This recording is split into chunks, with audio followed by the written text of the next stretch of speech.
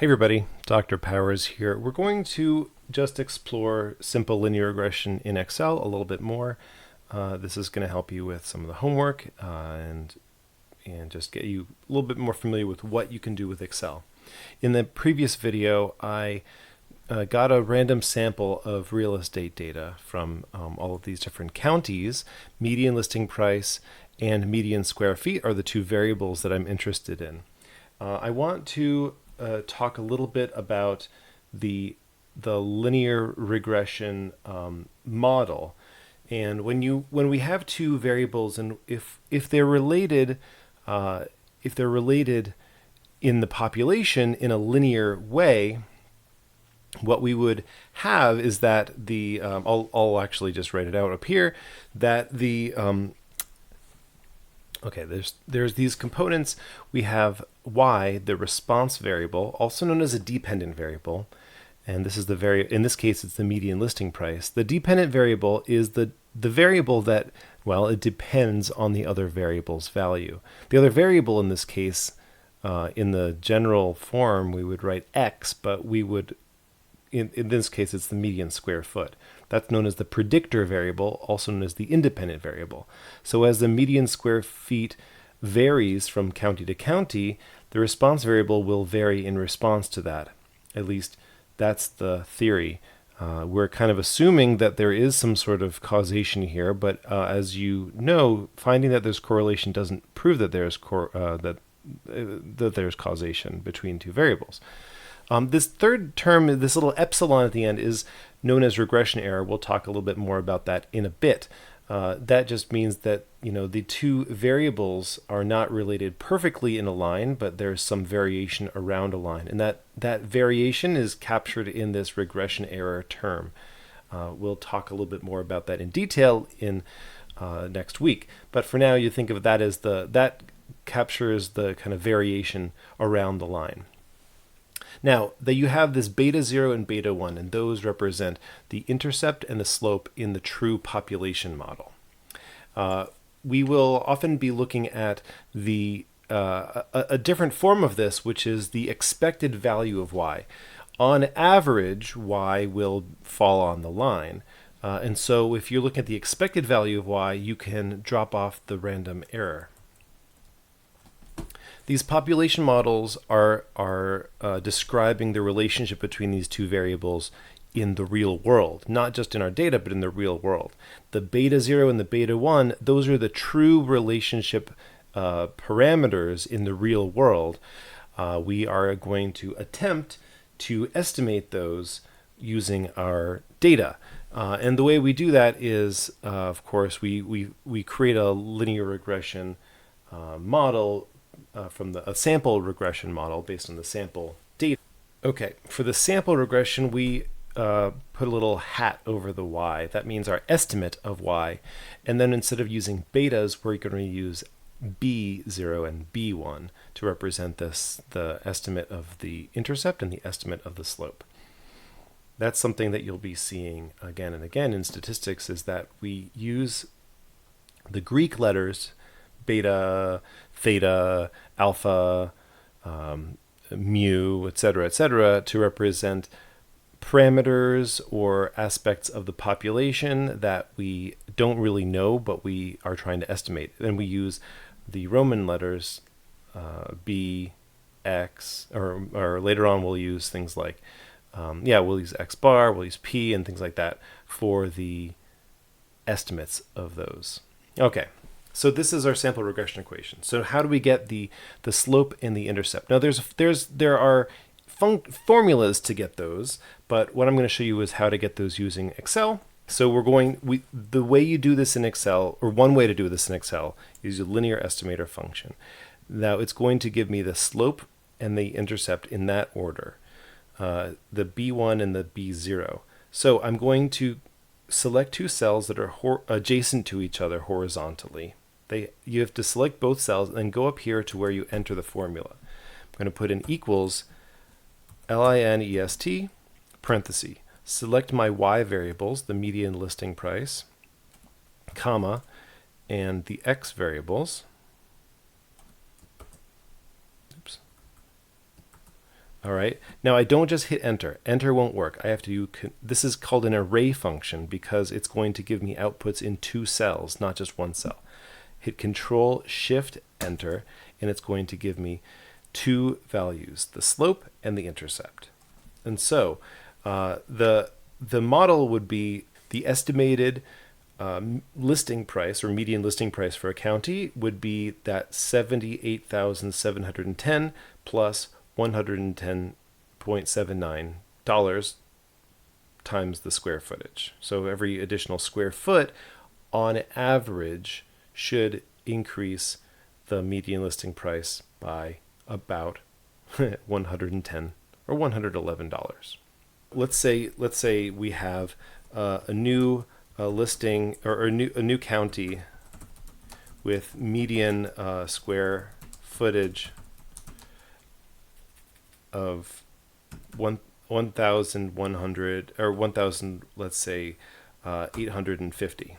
Okay, so we estimate y hat is going to be estimated at, I put in a formula to calculate that. It's going to be 78,710 plus 110.79 times 1850, right? We would estimate the median listing price for that county to be $283,000 and change. Okay? We can find the fitted values for all of these. You know what I'm going to do for this formula? For the fitted values, I'm going to say equals. I'm going to take the intercept, this cell I14, but in my formula, I want to make sure that I'm always fixed to I14. The dollar signs fix that reference, so it's not when I copy this formula into other cells, those are going to be fixed at I and 14. It's not going to change based on the row that I'm pasting it into. But then I'm going to say plus the slope estimate, but I'm going to again fix that to H14 times the square footage found in this cell F2. Okay, that's going to give me the fitted value, and what I'm going to do is take that and copy this formula.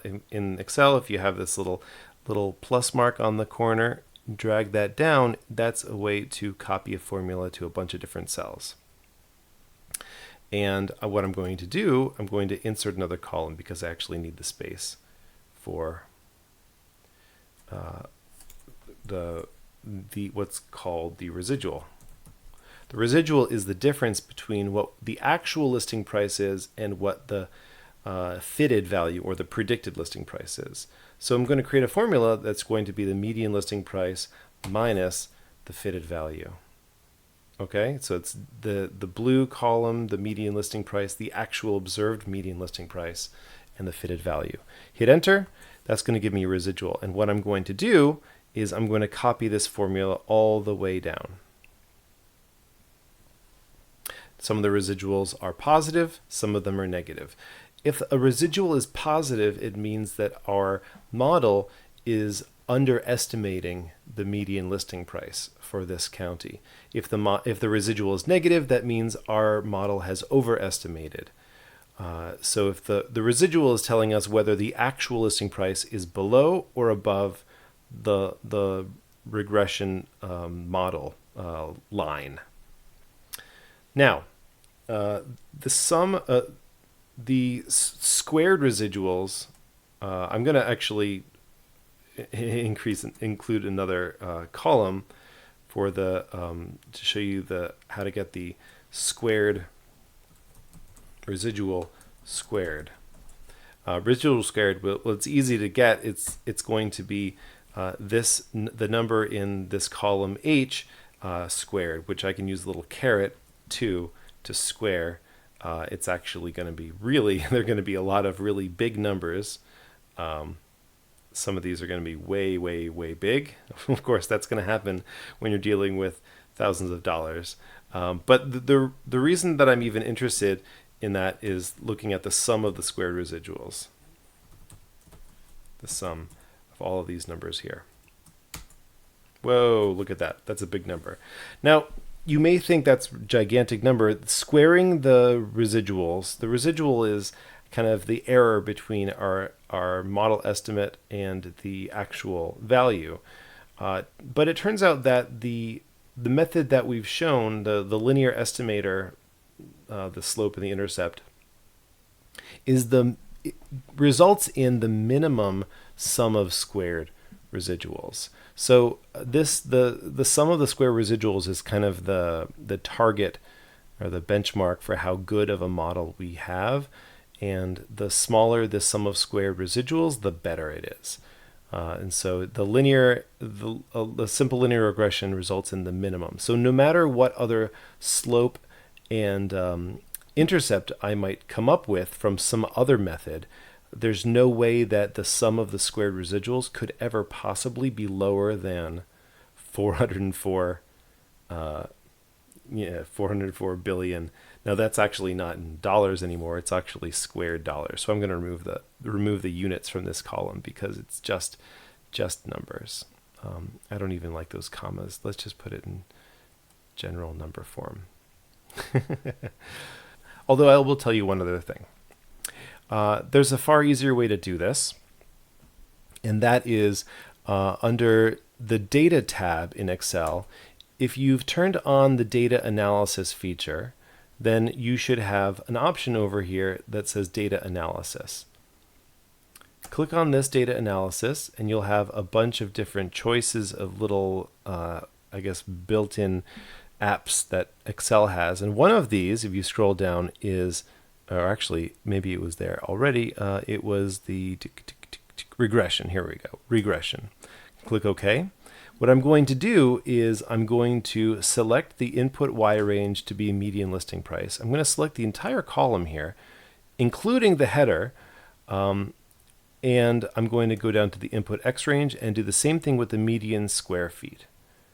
And now I'm going to click labels because I do have labels, and I'm going to have the output go to a new worksheet. While I'm at it, I'll just click residuals to get the residuals all printed out. But that is all I'm going to do. I'm going to click OK to, I guess I'll name the new sheet regression output. I'm going to click OK. Whoa, okay. So we get a lot of stuff. What we get, we're going to go through a lot of this later, but some of the key things that you'll notice is that you've got here, you've got the estimate of the intercept and the slope in this first column under coefficients. We've also got the down here we have all of those residuals, and if I was to do a sum SQ, which is actually a faster way of doing the sum of the squared values for these residuals, I'm going to get this 404. Let's format this as a number with, yeah, that's the 404.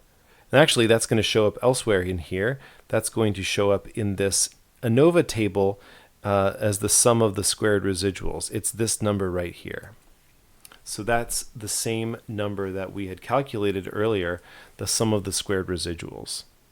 SS is sum of squares. So this is, of course, much easier to do. But believe it or not, there is other software where it makes linear regression even easier than Excel to do. But that's it for now. I just wanted to show you those things, and hopefully this is going to work well for you. All right, ciao.